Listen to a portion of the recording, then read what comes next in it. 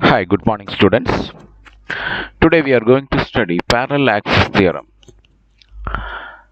This theorem helps us to find the moment of inertia of a body about an axis passing through any point on the body, and that axis should be parallel to the axis passing through the center of mass.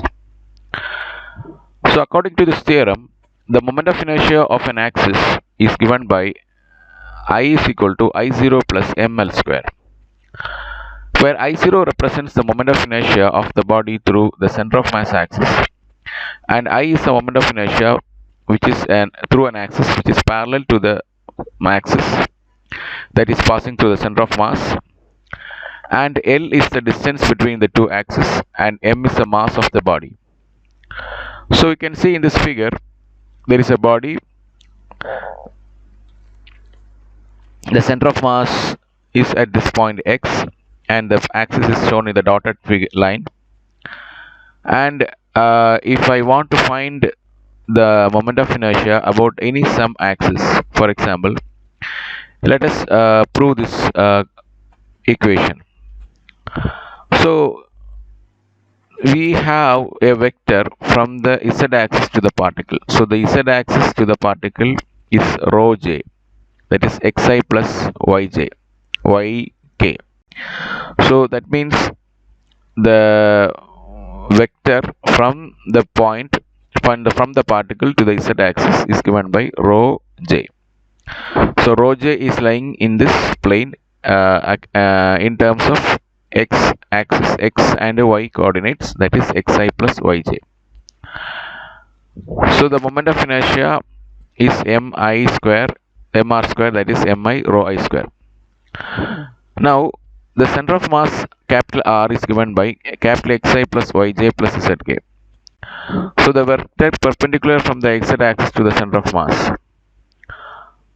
So what we are doing is, you can see the vector, that vector R perpendicular from the z-axis to the center of mass is given by capital Xi plus Yj.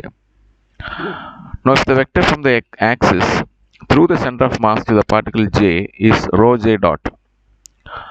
So I have rho j is the vector from the z-axis to the particle. R perpendicular to the is the vector perpendicular from the z-axis to the center of mass, and then the vector from the axis through the center of mass to the particle j is rho j dot. Then the moment of inertia is given by rho I0, that is mi rho j dot square. So that means the moment of inertia through the center of mass is given by sigma mi rho j dot square. So from the triangle law of vector addition, rho I is equal to rho j dash plus r perpendicular. From the triangle law, we can say rho j is equal to, so these three vectors form a triangle, and accordingly we can write the law of triangle vector addition. So rho j is equal to rho j dot plus r perpendicular.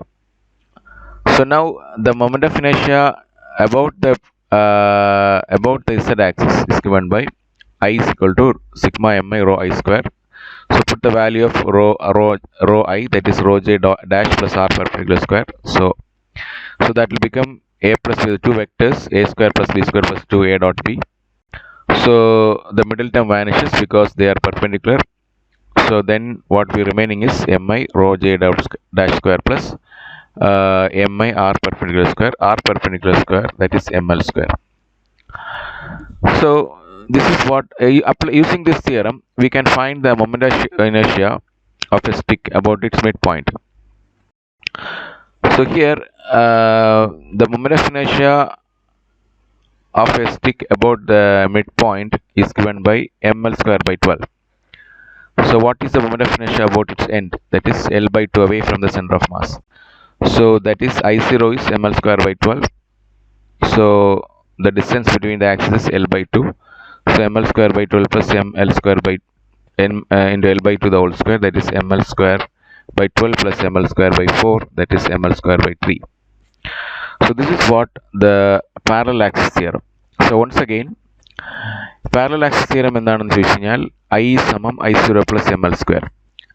I എന്ന് പറയുന്നത് ഒരു ബോഡിയുടെ moment of inertia about an axis. That axis should be parallel to the axis passing through the centre of mass. Centre of മാസിൽ പോകുന്ന ആക്സിസിന് പാരലലായ വേറൊരു ആക്സിസിന്റെ centre of mass moment of ഇനർഷ്യയാണ് I. എങ്കിൽ ഈ രണ്ട് ആക്സിസ് തമ്മിലുള്ള ദൂരം L ആണ്. പെർപെൻഡിക്കുലർ ഡിസ്റ്റൻസ് L ആയിരിക്കണം. ബോഡിയുടെ മാസ് m ആയിരിക്കണം. അങ്ങനെയാണെങ്കിൽ നമ്മൾ വേറെ ഏതെങ്കിലും ഒരു ആക്സിസിന്റെ മൊമെന്റ് ഓഫ് ഇനർഷ്യ എന്ന് പറയുന്നത് സെന്റർ ഓഫ് മാസിന്റെ moment of inertia plus ml². ഇതിനെ പ്രൂവ് ചെയ്യാനാണ് നമ്മൾ ഒരു പടം വരച്ചത്. അവിടെ 3 വെക്ടറുകൾ ആദ്യം സങ്കല്പിക്കുന്നു. Rho J dash r perpendicular എന്ന് പറയുന്നത് z ആക്സിസിൽ നിന്നും പെർപെൻഡിക്കുലർ വെക്ടറാണ് to the centre of mass. രണ്ടാമത്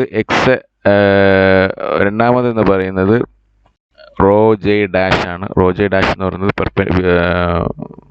the vector from the axis of through the centre of mass ആക്സിസിൽ നിന്നും പാർട്ടിക്കിളിലേക്കുള്ള വെക്ടറാണ്, പെർപെൻഡിക്കുലർ വെക്ടറാണ്. പിന്നെ ഒരു വെക്ടറാണ് z ആക്സിസ് എന്ന വെക്ടർ. നമ്മൾ കണ്ടുപിടിക്കാൻ പോകുന്നത് z ആക്സിസിലുള്ള വെക്ടറാണ്. പക്ഷേ z ആക്സിസിന്റെ മൊമെന്റ് ഓഫ് ഇനർഷ്യ കണ്ടുപിടിക്കുന്നു.